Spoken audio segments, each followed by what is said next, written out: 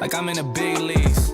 Yeah, told him I'ma hit it out the stands. I deserve another 100 bands. I deserve another 100 fans. Told them this was always in the plans. I just did it cause they said I can. Blowing euros when I'm down in France. Labels asking how I build a brand. Told them put a check up in my hands. Still got time, no cap. Made a few checks, but they all in the rest. Had a few friends, but they suck in the past. I don't even trip when I'm thinking about that. Hopped in the whip and we all in black. Shawty wanna ride till the hop in the back. 0 to 100, seen a rap on the dash. They ain't catching up, dog, I'm moving too fast. I'm in the big leagues. Told her don't miss me. Ballin' like Houston, ayy, feeling like Whitney. I need a bag, bruh, send it through quickly. I'm making his dog, like I'm in a big league. Fury fam, everybody, welcome to TDPHINSTALK's channel, which is the home of the real Miami Dolphins fans. Welcome to another episode of Phin Addict Fury with your host, Larry K. You guys might have seen me this week as I dropped another video, brand new. Got some reaction. I was called a negative fan. Negative fan. Before we get into anything, guys, smash the like button. Smash the like button on the channel. Subscribe to TDPHINSTALK if you haven't already. The link to my channel is at the top. It's pinned to the top of the chat. Please smash the subscribe button on my channel. We're at 910. We're trying to claw our way to 1,000. We're trying to get watch hours built up. I've been talking to TD about it. We're rising. We're going so we can continue to bring you objective, realistic, honest content from the beginning. That's what we do. That's what we're about. That's all we do. Raph, what's up? Isaac, what's up? What's up, everybody? Good to see you. Good to be with you on another Wednesday night at 8 p.m. where we discuss the Miami Dolphins. Now, I was called the negative fan by one person the other day because apparently I was just speculating and not being real. Don't know what that means because even when I speculate, I could be wrong. It could come out that I'm wrong later. TD always tells you that. I'm going to tell you that. I could be wrong when I speculate, but when I speculate, I don't just pull something out of nowhere. When I have a theory, when I talk about something that I'm seeing with the Miami Dolphins, rest assured, and those of you in the Fury fam, those of you who have been with me for a long time, who know where I'm coming from, who follow my content, those of you who have followed this show too, you guys know. You guys all know that I don't play around, that I am making observations, I am making predictions, I am making assessments, I am giving you my opinion based on what I'm actually seeing. Evidence, facts, reason, power of deduction. I'm not just talking just to hate or just to come up with things. I'm talking about things based on objective reality that I'm seeing. Bonjo, good evening to you, sir. So, what was one of the things I speculated on as soon as Brian Flores got fired? Does anybody remember? As soon as B-Flow got fired, as soon as Flores was out the door, what did I say? I said, it seems like, and I've been saying it over and over again, and I said, it seems like the Miami Dolphins front office, Magoo and Greer and whoever else is calling the shots over there, they decided to go with Tua instead of Flo. Tua instead of Flo. And I said that I thought it was very unlikely that we were going to continue to pursue Deshaun Watson. I thought it was pretty much borderline impossible that we were going to pursue Deshaun Watson once they let go of Flores, because it seemed to me that the letting go of Flores was contrary to what the Miami Dolphins front office wants you to think, contrary to the propaganda and the marketing and the smear campaign, contrary to all that. This wasn't about some dire thing where they just had to rush this year just to get rid of Flores. They had to get rid of him because he wasn't a people person, because he wasn't a collaborator. All that nonsense was not true. I called it from jump. The reason they had to get rid of Flores this year instead of waiting one more year or waiting any longer was plain and simple.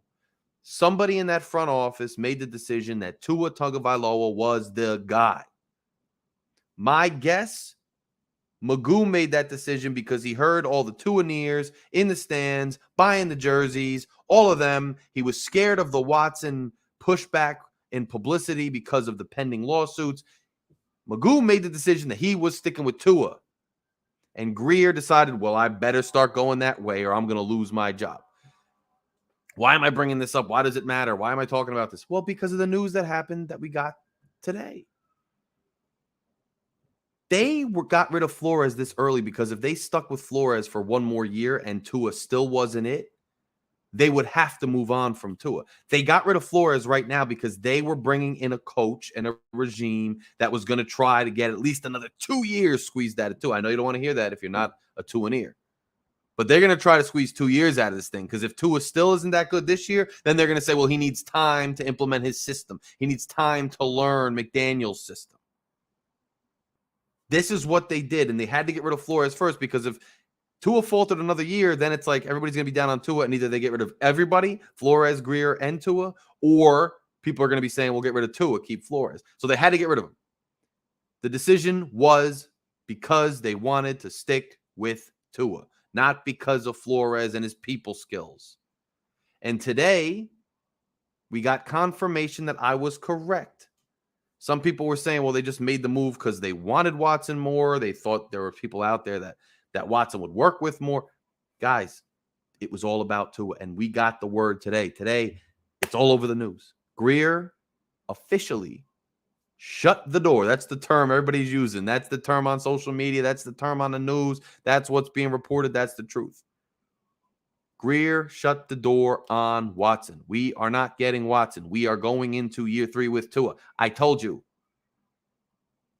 They made this, every decision that they've made this offseason has been strictly to go to Tua. Now, again, I bring up this, I'm not big up in any other channel, so I'm not going to say the name, but I'm so curious about another channel that's a prominent channel in Dolphins land who kept saying that we need Sean Payton for Tua. That Sean Payton, are they listening to him or is he regurgitating what they're telling? Because this Sean Payton thing was also confirmed.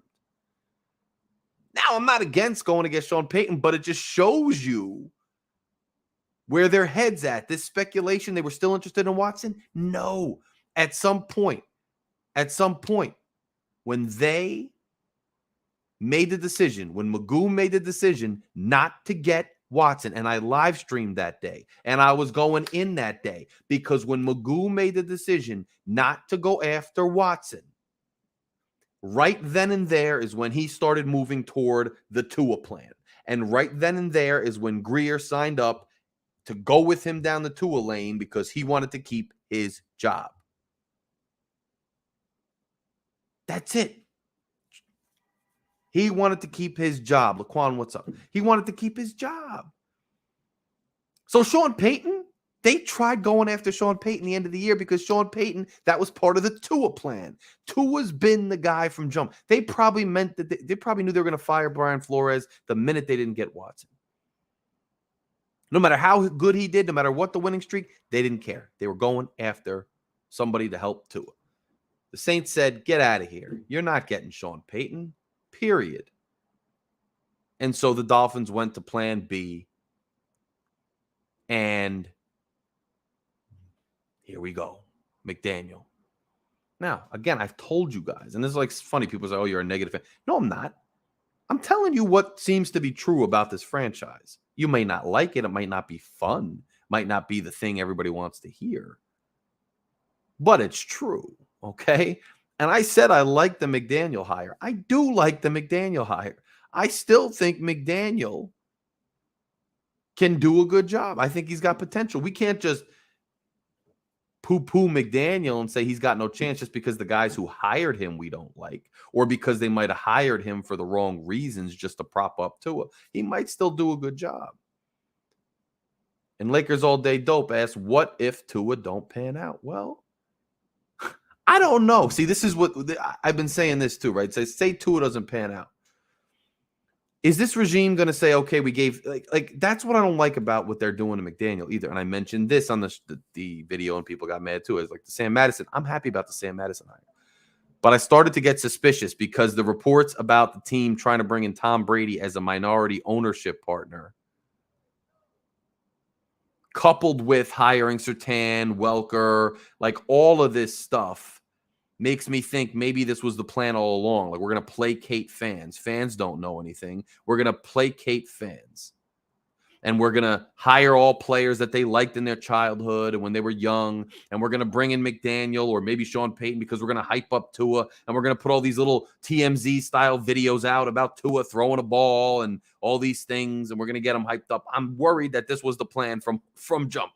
That they were sitting there during the second half of the season while we were trying to make the playoffs. Instead, Greer and Ross were sitting there and Garfunkel sitting there. How can we market to the fans to sell more season tickets? And I said that and people were mad. But it seems like that was what was going on and that was the plan. Because why are you bringing Tom Brady in and all these former players? Like, unless you're trying to market something, okay? Sam Madison is a good hire because he was an actual coach at least. I mean, these other guys that were coaching lower levels and whatnot, I mean, okay. So they were good players. We know the names. All right, cool. What are you doing for me, though? What are you going to win? Or are you just going to make these hires just to get us wilding out? I mean, just to try to hype us up. I'm curious. But back to the question I was answering, what happens if Tua doesn't pan out? Well, if they only hired McDaniel just to market to the fans, just to give us one last hurrah of hope with Tua, if they only hired McDaniel just to make Tua better and not because they really believe in McDaniel and his philosophy, which, let's face it, I'm pretty sure that's why they hired him. Whether he's good or not, here's what I'm scared of. King Mill, what up, bro? King Mill. Day one right there, King Mill. What's up? I'm scared. I'm scared that even if McDaniel is a good coach, even if we like him, and we think he's doing a good job, but Tua's just not giving us the results, they might throw the baby out with the bathwater. They might get rid of McDaniel and everybody else just because Tua doesn't succeed. I'm scared of that. I'm more afraid that McDaniel's a good coach and Tua's bad than I am that McDaniel's a bad coach. Because if McDaniel's a bad coach, then who cares if they fire him in a couple of years when Tua goes? But what if McDaniel is a really good coach and we really like him and we think he's got potential? I'm afraid they're going to throw him out if Tua doesn't do well. Because it seems like even though McDaniel, to his credit, another reason I like him, another reason I like McDaniel, he keeps trying to throw aside all the Tua questions and say, look, it's about the team. It's about the scheme. It's about coaching. It's about competition. It's about the free agents. It's about the draft. It's not just about Tua. I respect him saying that. But the media, and most and more importantly, the franchise itself. The franchise itself is making it about Tua, not about McDaniel. And so I'm worried about McDaniel long term. Roadrunner says, passing on Watson really makes me not want to be a Dolphins fan anymore. This one hurts. Let's see. I agree that it hurts, but I already knew it. Yeah. I told you, when they got rid of Flo, they were all in on Tua. That was it. It wasn't about Flo. It was about you had to choose. Either you're going with Flo and getting a new quarterback, or you're going with Tua and getting a new coach. That's it. They made the decision. There was no other reason that they made that random firing when they did, going into this year 4 of Flores, but only year 3 of Tua. The only reason they did that was because there was an ultimatum. Tua's camp gave an ultimatum, and it was either Flo gave an ultimatum. This guy's not it. And they said, well, bye, because we're all in on Tua. That was a choice. It was one or the other, and they went with Tua. And we will see how that pans out for everybody involved. Now, Flores got really mad. He filed the lawsuit. We know it's all history. We all know. I'm not going to go into that. But that's what happened. And lucky you sold the dream. You could say a dream. You could say just like not even a dream. Just, think about the Tuaneers that you know. Think about the Tuaneers that you talk to. Think about them. Are they even living in a dream anymore? Are they even living in a fantasy anymore? I don't even think they are. They're not even saying anymore that he's going to be elite, that he's going to be a star. They're actually trying to say, well, he's average and we should stick with him because I like him, but he's average. And so you need to surround him with all this talent because he's average, but you could win with average. They're not even talking about a dream anymore. They're just saying, yeah, he's average, but we're happy with him. They're selling just Tua as he is, and people are buying it right up. Not me. I'm not buying any merch until we win a playoff game. Same polo every show. I do wash it. I'm not buying anything new until they show me some. But all these other ones, they're loving it. As long as Tua stays on the team, they're happy. Somebody posted like a Deshaun Watson rumor 2 days ago on one of the groups on Facebook, and people were triggered. So triggered. Because they don't even care about winning. They just want Tua to be the quarterback. As long as Tua is the quarterback, they're happy. Anything that makes Tua the quarterback, they're happy with. And that's Ross knows that. Magoo knows. He's like, just keep selling to these people. They're here. They were chanting in the stands. We didn't even make the playoffs, and the stands are like, Tua. And he's like, well, I'm sticking with them. So that's where it is. So this news today, yeah. I mean, Flo is gone and Watson is not coming. Time to move on. Yeah, I mean, I moved on, Chance. I already knew this was the case. But at the end of the day, not everybody did, apparently, because they're still asking questions. The media is still asking questions. And so this was big news today. And some people were really upset about this because they were still holding out hope. So I'm just saying. That's all I'm saying. Tua Tagovailoa, quarterback, 1. Happy birthday, Tua, in capital letters. Congratulations. Yes, Roman. Yes, Roman soldiers. You think Roman soldiers would act like Tua when he, in a big game? Roman soldiers, gladiators against Titans, and Tua versus Titans? It's a big difference. I don't think Tua showed out like a Roman gladiator against the Titans, but hey, whatever floats your boat. But anyway, guys, I'm going to open it up soon in a couple minutes for a panel. I want to get some of the guys on here who want to talk about some of the other news that came out today. I think McDaniel gave an interview. Unfortunately, I was so busy today. I was running all over the place. All I got to do was skim through and read some of the articles and the headlines and whatnot. So I wasn't able to see in depth the interview with McDaniel. And so, but I'm curious to see what the other guys, if anybody saw it, what they think about it. And I think he referenced some things about the, free agents and other things like that. Allen Hansen, who had a good game versus the Titans. The defense held their own long enough that if we had any semblance of an offense, we could have actually maybe made it a game. And then, I mean, Mac Hollins was wide open on a pivotal third down play behind the sticks. And Tua just straight up missed him. Straight up missed him. I mean, if Tua could get his receiver the ball, which he's paid millions of dollars to do, maybe we make that a game, but we didn't. Shake, what up, bro? What's good, man? What's your thoughts on this news? Were you somebody who did you even think that there was still a chance, or were you like me and you knew this was old news already with this Watson thing? Oh, I've said before, two things that I've come to grips with. Tua's going to be the starting quarterback, and it's going to be another running back committee. They're not going to get a high draft pick or a big running back free agent. Right. You can count on that. And you saw that. I think I saw Saquon. They might put him on the trade block, but I don't think we're going to go after him. Which, not saying we should. He's got injuries, but at least could be an alpha. But I don't think we're going to do that. So no, I don't think so, because at the end of the day, San Francisco never put premiums on running backs.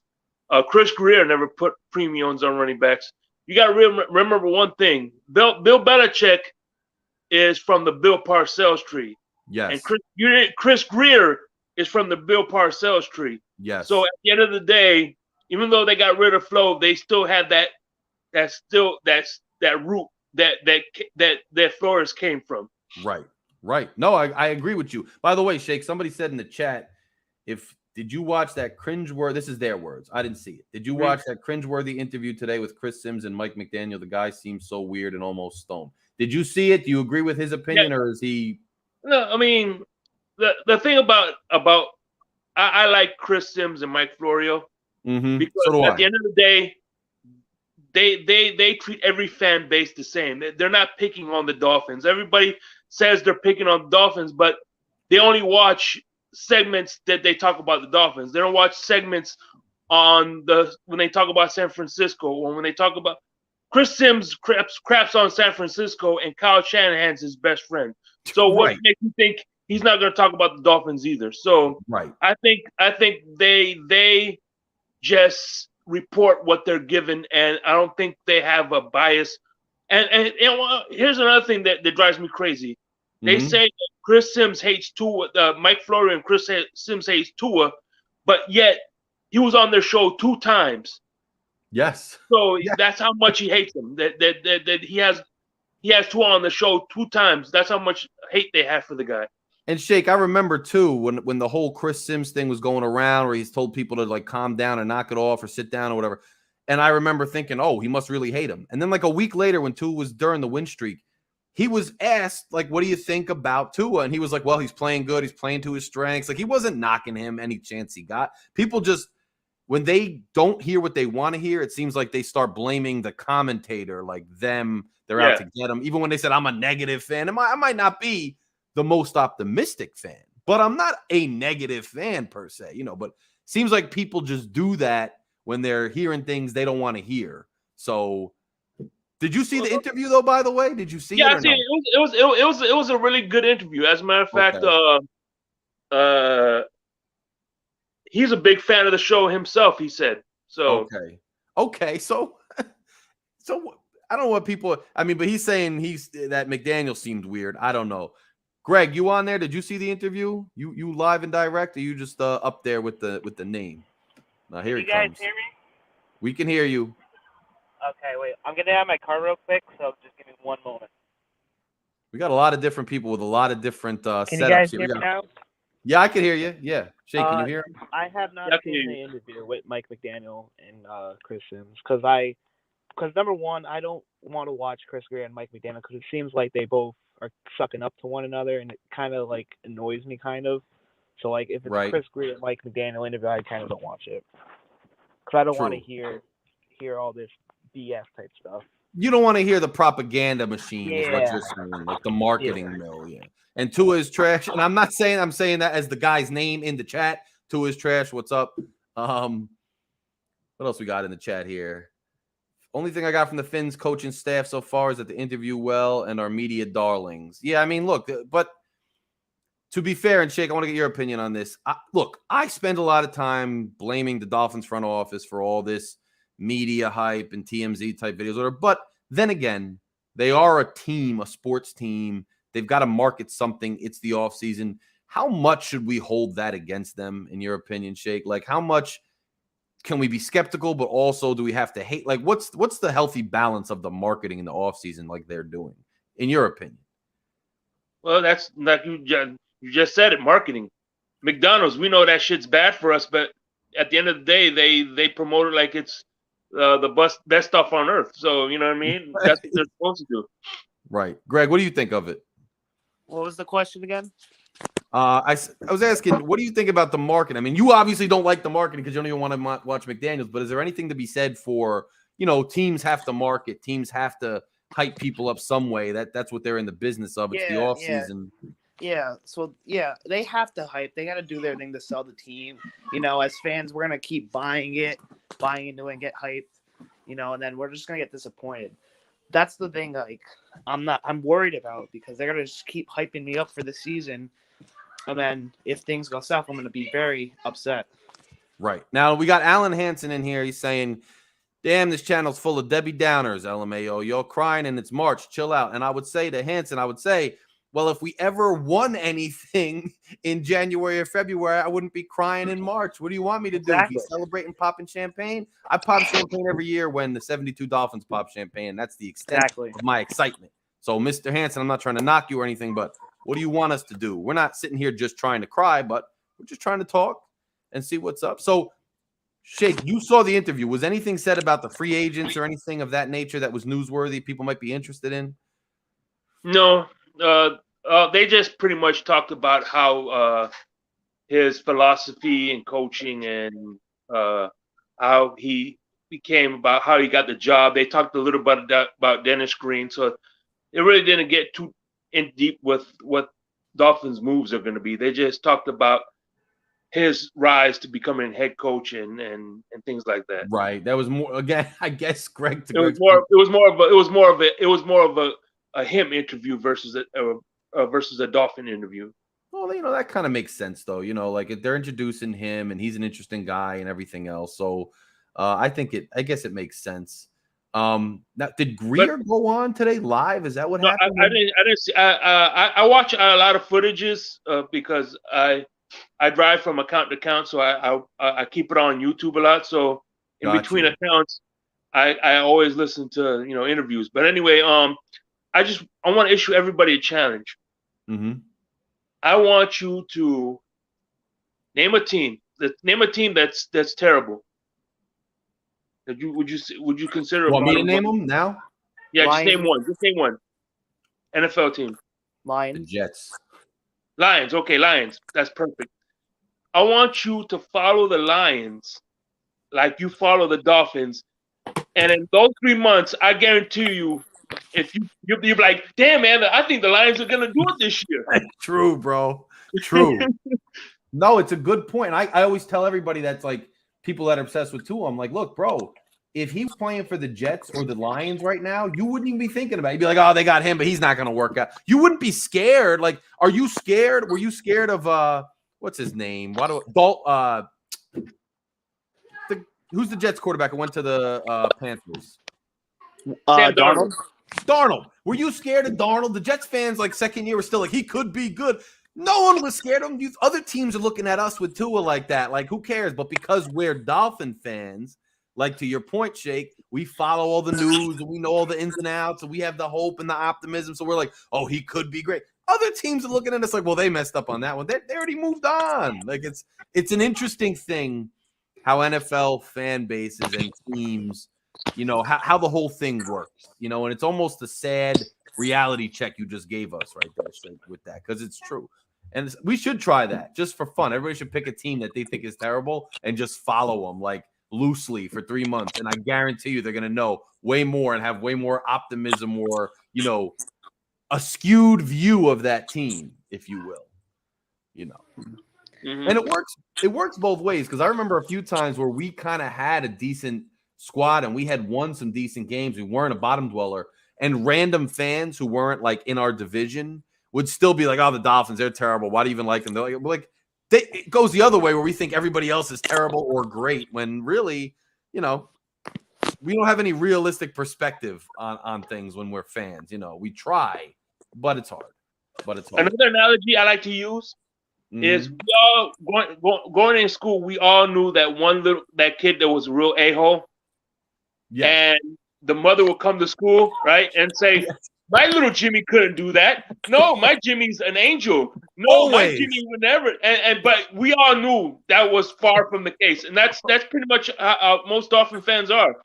Dolphins can't do no wrong. It's so true. It's 150% true. 150. That's such a good analogy. And we've all seen it. We all knew little Jimmy, and we all know he was a pain. Half of us got in fights with little Jimmy. And then his mother's in there like, "Why'd you beat up little Jimmy? He's an angel. He's fighting bullies." No, he's not. He's the bully. All right. He's a shark. Jimmy, But what were your guys' thoughts on the whole Sean Payton thing? Because that broke. And that was discussed today. Like, Dolphins confirmed, as far as I know, that they were going after Sean Payton. Both you guys, I want to hear from you. We'll go Greg first, then we'll go Shake. What was your thoughts on this Sean Payton, Tom Brady whole thing? To me, with this news coming out, it feels like that they're desperate. They're desperate to just get the attention, get the Dolphins buzzing. But it just shows desperation from Greer and Ross. And I didn't get the chance to speak on this, but I'll make a quick point about the Watson situation and Tua. With the Rams, look at the Rams real quick. They had Jared Goff. Now, Jared Goff, Sean McVay, when he came, he tried to work with Goff. They got to the Super Bowl. Look what Jared Goff did. He didn't have a good game. He played below average. And then this past offseason, they traded him away. And what did they do? They went up and upgraded to Matt Stafford, and they won a Super Bowl. Yes. So if you want to just look at that situation and compare it to Tua and Watson, I think we got the same situation. I think it's a good point because I looked at that too, and I said, look what happens when you get an elite quarterback. The quarterback was, drowning in a franchise that was hapless, and the Rams were a good team that just couldn't get over the hump with Goff, and they went out and got a guy, and they won the Super Bowl. It's a good point. Shake, what was your thoughts on the whole Payton Brady thing? Well, I like it. You know what I mean? Well, I don't think the Brady thing was going to actually happen because of the retirement thing, but the Sean Payton, at least, you know what? At least I'm as much as I like Flores, I believe that Sean Payton would have been an upgrade. I agree. So I think at least, that tells you right there that at least they tried swinging for a home run. The other thing, though, and I agree with you, but I just wonder, was it even ever in the realm of happening, or are they just saying that? Like, I could say, I tried to date J-Lo, man. It just didn't work out, so I'm with this girl now. She don't even have to know I exist for me to say it. My point is, what's been reported is the Saints, they asked the Saints for permission to even talk or get involved. The Saints are like, get out of here. Like, I'm curious, and we don't know the answer. Was Sean Payton, tampered with? Was he, did he have feelers and, feelers out there from his people? Like, he would be interested? Or are the Dolphins just saying, yeah, we swung for Sean Payton. That's the thing. Great hire, could have had, was it ever, possible? That's what I'm curious about. Was it possible and then blown up by the flow thing, or was it never going to happen? I'm curious. I think it could have been possible. That's probably the reason why they turned him down, because if the Saints thought that they didn't have a chance, they would have said, hey, go talk to him. He's going to tell you no anyway. Good point. Very, very, very good point. That's a good point. You can't deny that point, Shake. It was quick thinking, and I like it. Because we're objective on here. Just because I make a point doesn't mean it's always right, man. You guys hit me back with it, I'll be like, okay. Same here. Doesn't mean I'm right either. So yeah, no, we got a good little thing going on this Wednesday night thing going. Greg, you think it was ever possible? What do you think?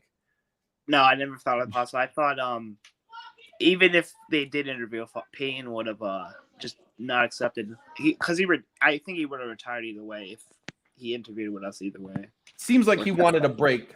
It depends what he thought of the Dolphins. It depends if he really thought the Dolphins had a chance and it was somewhere he wanted to be or not. And I don't know if we'll ever know that. Hopefully one day we will. I'm listening.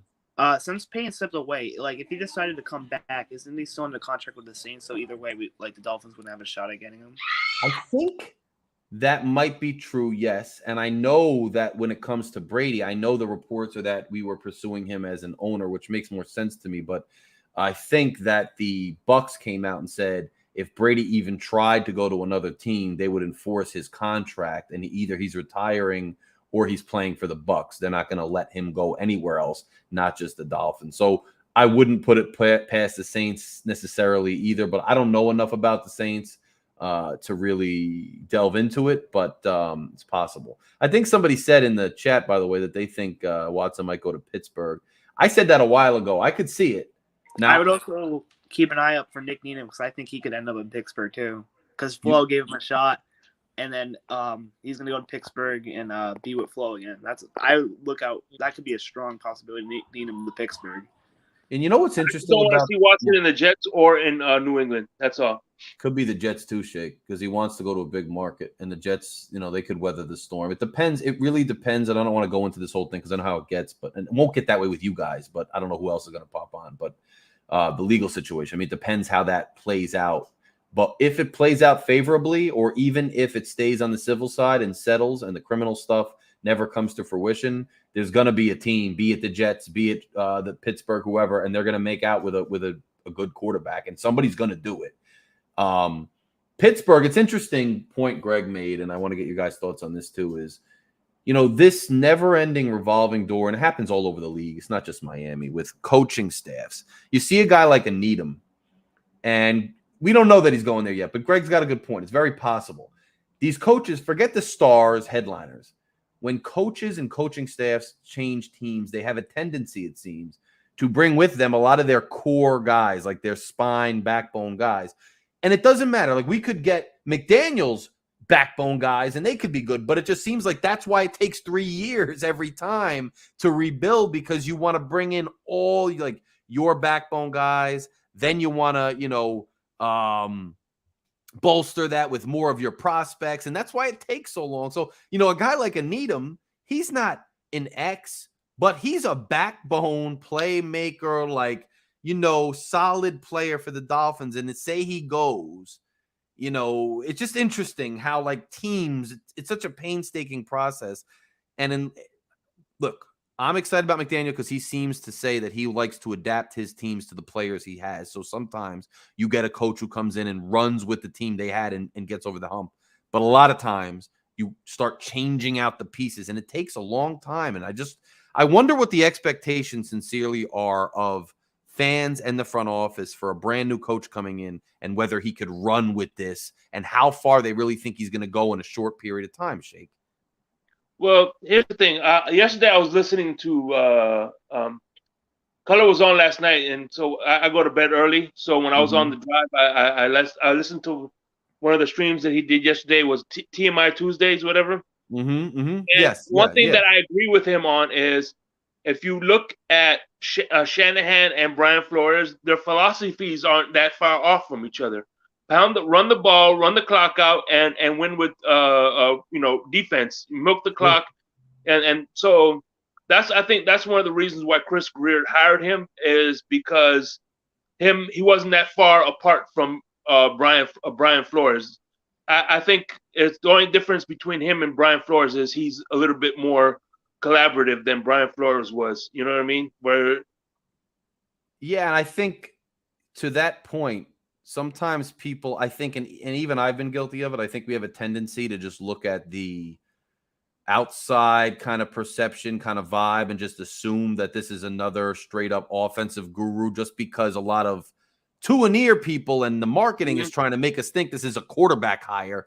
But if you really look at the guy's resume, he's a run kind of guy. And just because the perception is that he's a quarterback guru doesn't mean he is. And it doesn't mean he's going to run his team that way, which kind of brings me back to my point from when, before you guys hopped on, which was, what happens to him if he's a good coach, legit coach, but they're just putting all their eggs in the Tua basket? It's kind of interesting, and it'll be interesting to see, It'll be interesting to see, because you make a good point about him. Well, the one thing that gives me hope is that Chris Greer, even TD covered it, said that they asked him about if he was Tua, is They asked him, "Do you think that Tua will be elite?" He says, "I don't know. It's too early yet." So even Chris Greer Right. So even said this is 100% on Tua being elite or not. makes sense. Mountie Fins is in the building. What's up? What's on your mind? Hey, what's going on, Larry? Hey, peace. How y'all doing? We're doing What's going good. on, We're just man? chopping Hey, it up God on a bless Wednesday to night. all of y'all and all the fans are here and that are not here. Mm-hmm. Hey, man, I just want to let y'all know. Look, I've been in Hawaii for 20 years, man, and I know Tua and his family. Okay. I followed this kid from Pop Warner football to where he is now. My You know him concern has personally, or always you just follow him? well, I know his family. We broke bread together. Okay, that's why I'm asking. Okay. And see, the thing is with Tua, great kid, great character, great personality, come from a solid upbringing. Mm-hmm. As far as football, see, Hawaii football in Hawaii in general, if you don't know anything about it, is king. Okay, I didn't know that. You could be.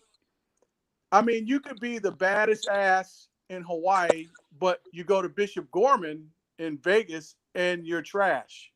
Got you. Because of the level of competition. That's why do you think HPU or UH don't put a lot of guys in the league? Because the level of competition that comes out of here. Right. You know, I remember, what was it, back in early 2000s where Hawaii played Georgia in like the Orange Bowl or something, and they got demolished. I remember that. Yeah. They got demolished. So Yeah. it's the talent level is just not there. It's not comparable to the mainland teams. So what I'd like to say about Tua, although great kid, my concern going forward is it's not that he can't make throws or he can't make a couple of the throws. Right. Is McDaniel, is he taking this job just to get a hit on his resume? Or is he taking this job? Is he trying to make chicken salad out of chicken shit? Right. Okay, because see the thing was, even in college, the thing with Tua is the head work. Is a quarterback, you got to be one of the smartest guys on the field. And quickly thinking too. And quick thinker. Yeah. So you have to be innovative. You have to think on your feet and be able to commandeer an offense. Yes. You have to know the offense well enough to commandeer that offense. Yes, you know, almost instinctively. And then see Tua, and as we know, especially college quarterbacks don't have to learn how to read defenses, and they have problems when they get to the league because you got the defensive coordinators playing with these kids' mind, and then they're like, yes. "Oh well," and then you get Tua, he's expecting the Dolphins to create the same profile, you know, Ruggs and Jerry Jeudy, Smith and Waddle. Yes, dude, right. We can't, dude. That's unrealistic in the pros. Right. Now, listen. Let me ask you this, because you know the family and because you're from out there.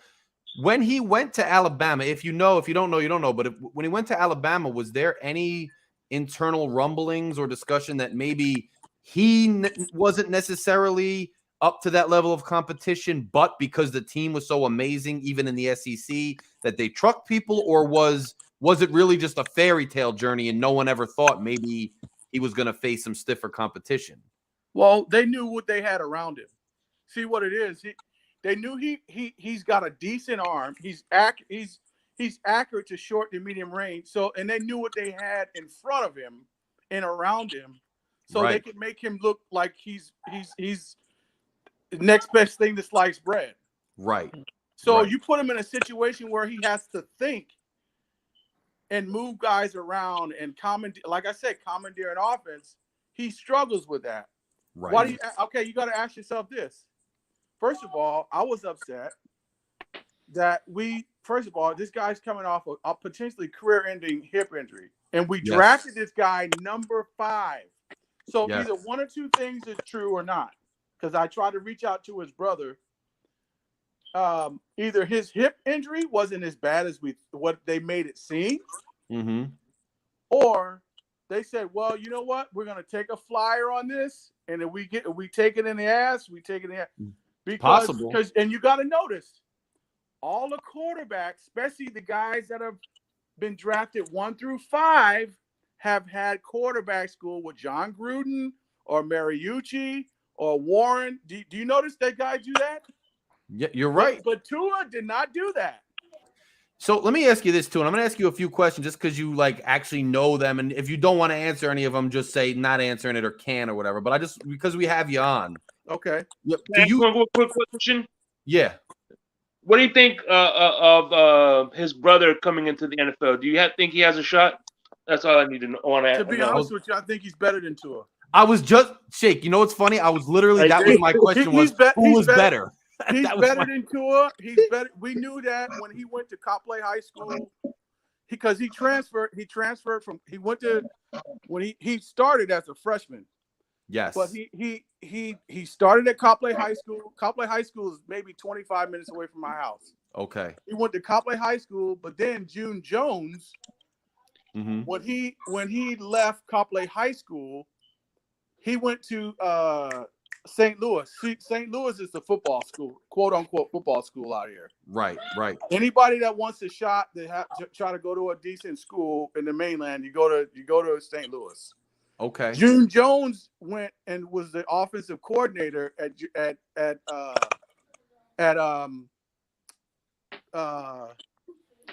school over there. Mm-hmm. And Tulio, he went with him. Interesting. So let me ask you this now. I've had this when I saw the Tua documentary about him growing up and everything. It just seemed a little bit to me like sometimes it seemed like his dad and maybe the family pressure was a lot on him to get him to just be the best, almost to like a scary, almost oppressive type level. I know you don't know, you're not talking to him every night, but is his heart in this thing? Meaning, like, we heard reports that maybe he wasn't working as hard. I'm not trying to trash him and say he's not working hard at all. I'm just saying, does he have that extra edge in him like a Tom Brady did when he's out to prove something? Or has he already proved it and got through it? And is he now like, finally, I'm kind of can take a breath from these expectations? Is it wearing on him? If you know, or whatever, your opinion. I just think, and I spoke to his uncle that's here. I just think that because of all the confusion, all the mayhem that was in the organization the last couple of years.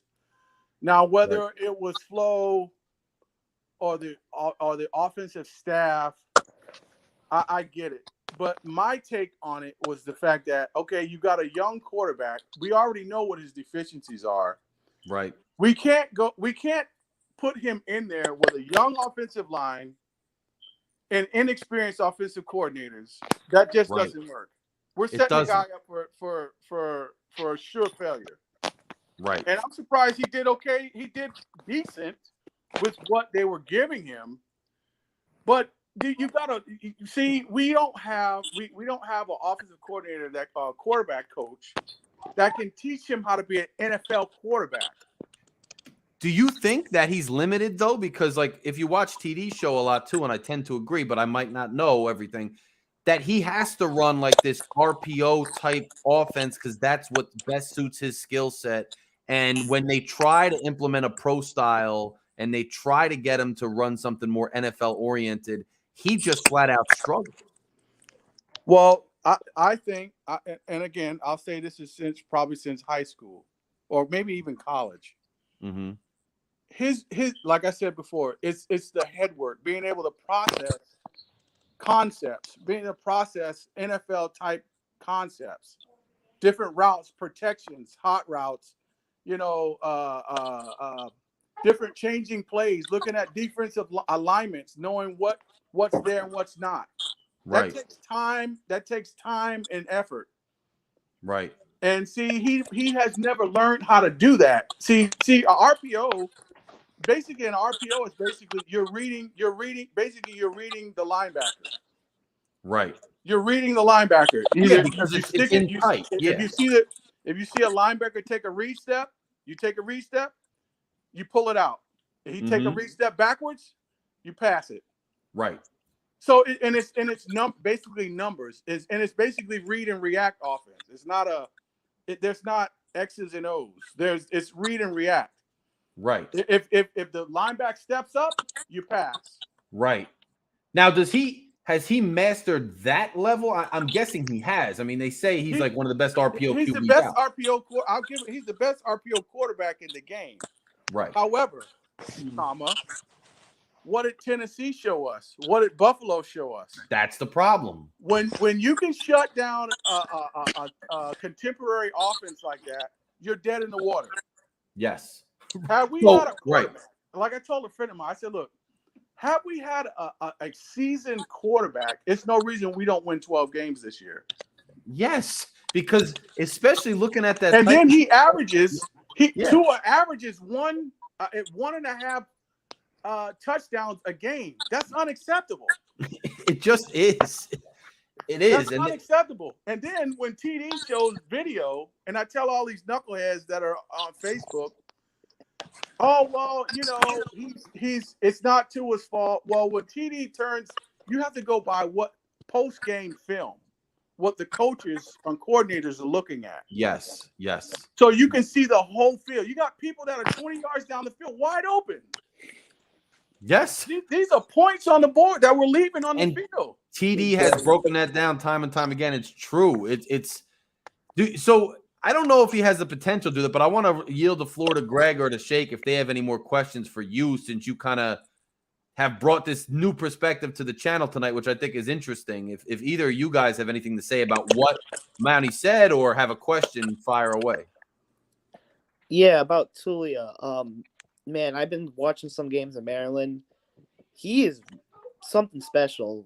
I think he can be good. I think he is better than Tua, but Tua can absolutely get there, but it's just going to take time. So my question is, I think I lost it. Can Tua, get to where Tua's maybe surpass it? Like, because I seen Tua, he broke a big run in the bowl game this past season. Can Tua excel his play? Well, I think, me personally, when I say his brother's better than him, in every aspect, he's much more athletic. Yeah. He's got a much bigger arm. He can process on the fly. So it's the reason why everyone says he's better than him. Tua, again, he'll make a couple throws, and everyone's like, oh, yeah, I told you, but the guy's wide open. Right. Or it's a blown coverage or something. Right. And see, the thing is with Tua is the fact that what concerns me is McDaniel has to retool his whole offense around him. Mm-hmm. And see, and my problem is, he's going to make a few throws, and he's going to emphasize the running game to take some of the pressure off of Tua, having to make big throws. Right. See, that's what my concern is. And see, Watson, and they say, oh, well, the door with Watson is shut. I don't think so, to be honest with you, because I'm going to tell you something. It's going to come down to if he can get to a point where he's certainly not going to be charged criminally. I don't see why you don't look at it. I just think I agree with you. I just wonder, I don't know what's driving it, but it seems to me like Ross is just scared of the public backlash, whether it goes criminal or not. He's just so sensitive to that, and he's also sensitive to the Tua brigade, the cheerleading squad, and he's that's where he's going. I just feel like that's where his head is at. He's got these two ears, and it's wedged somewhere between the ears because the ears are very large, but it's somewhere in there. I just think he's guys. I'm going to tell you this, and this is what it is. Yeah, all the Tua ears, and I like Tua. Right. I get him. I think he's a decent player, but Deshaun Watson availability changes the whole game. True. You're talking about quarterback, a top 5 quarterback can be probably one of the greatest quarterbacks of all time. 100%. And then on top of that, we don't have to do anything really with the line. Get Austin Jackson's ass out of there. Mm-hmm. And we don't have to do much more. Right. But We agree. You agree. I agree. Shake probably agrees. Greg agrees. These cats in the chat agree. We all agree. I just don't know if the two in ears and Ross agree. I don't know what Ross is thinking half the time. So I don't know. Maybe he agrees, but he's scared of the publicity. Shake, what's your thoughts on this? What Monty's saying here? I don't know. I have a feeling if they trade for the right player, that Tua could hit make that corner. And I believe, like, Josh Allen, when he turned the corner, I think if they trade for Calvin Ridley, that's going to be I think it's going to be a tremendous boost to make him look good. You think maybe because he could drop it off and Ridley could run with it after catch? Well, that, and it's going to open up the field for Waddle and so many other weapons as well. You know what I mean? Good point. Between Waddle and Ridley, it's pick your poison at that point. It's a good point. And I see this Juices in the chat, and Juices has a lot of comments. And one of them is, now, are you guys trying to make each other feel better because of what Greer said? Like, no one's feeling better. Our conversation is definitely not a feel-good pep rally, if you haven't noticed.